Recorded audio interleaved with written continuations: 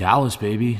You know, when you come to Dallas, don't think you have to make the big deal. You don't have to make the big deal. You don't have to spend a bunch of money to, be accepted by everyone. It's not about that. I just wouldn't get into FOMO. FOMO will mess things up. You won't have fun. You'll be miserable, and you'll have deep regrets. So don't get into that game. Yo, what is going on, everybody? Jay here, aka Mojo Sports. What are my expectations for Dallas? It's about having fun and buying what you like. Buy what you love, collect what you love, and you won't have any regrets there. That's like a key thing for me. Don't get into the whole, they call it FOMO, fear of missing out, that you have to buy something because someone else bought it or other people are spending more money or they're getting a better deal than you and you're not getting all those deals. Don't get into that because you're there to have a good time. You're there to, make money, make friends, and pick up cool things. So take that into effect that it's not important that you buy things just because other people are buying things. If people are buying baseball and you're not finding the right pickups, don't be like, there's no point in beating yourself up or getting envious that somebody got a better deal. Be happy and go for the next deal. And,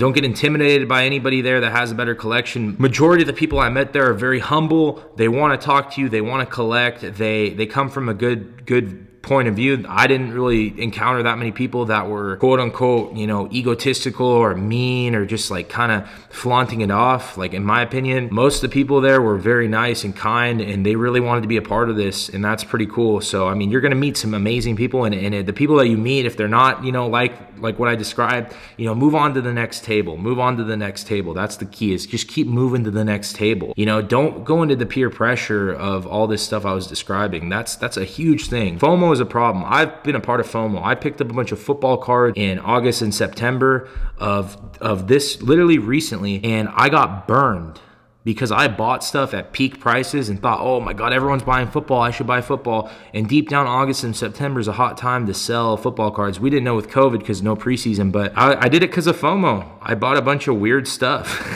because I was like, oh, everybody else is picking it up, maybe I should, and it was stupid, Deep down, it's like at this show, I want to pick up football because I want to. And anybody that's like, oh, football cards or, you shouldn't do that, or, oh, I'm going to do it because I want to.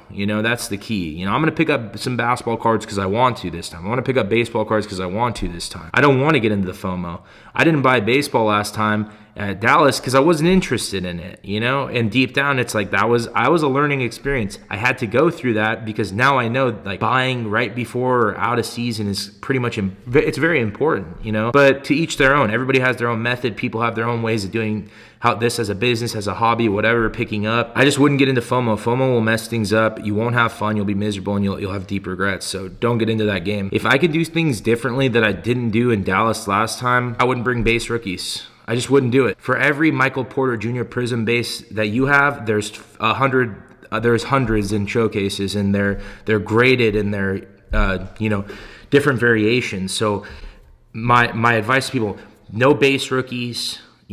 Bring the amount of money that you're comfortable with spending, and don't worry, you're going to get intimidated when you see all the Kobe's and when you see the Jordans and you see all that stuff. The first day you walk in, you're going to be overwhelmed. It's going to be like, wow, like why did I because this is how I felt. I said, why did I bring the Chronicles rookies? Why did I bring my base rookies? Like, I'm not going to lie. Like, I was like, dang, dude, I don't have as good of a collection as I thought I did. And if it kind of hit, and then I kind of leveled down and I met collectors, and like I got to put faces to Instagram pages. Like, none of us recognize each other if you didn't put yourself out on Instagram, we didn't know. But then you're like, oh my God, that's Rip's cards, and that's football cards for sale, and the guys that you don't always see their faces, it's like, whoa.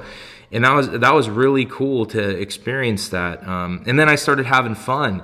But that first day, just realize like it's overwhelming. And if you've never experienced something like that, don't beat yourself up. It's just a part of the process. There are some insane collections, Mamba cards. I was honored that they even let us film and talk with them, and just all these other collectors that are there, Mark's Cards, KK_sports cards. When you just go up to their booth and you can talk with these guys, caviar cards. You just interact with all these collectors like, oh my God, I've been following this guy on Instagram for this long, and that's how this person, does business. This is how they are. They're real. They're amazing.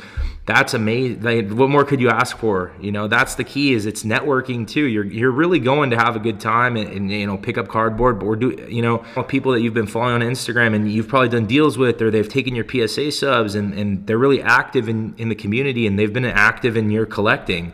That's cool that you finally get to meet them. So that's a part of the process for sure. I didn't really pick up that many cards last time in Dallas. I was there trying to sell that Giannis and bring in a bunch of base rookies. I'm not as concerned with selling cards. Like, I am not bringing a whole backpack full of cards. If I was setting up, I'd bring the whole caravan of everything I have that I've gotten in recently. I want to buy stuff this time.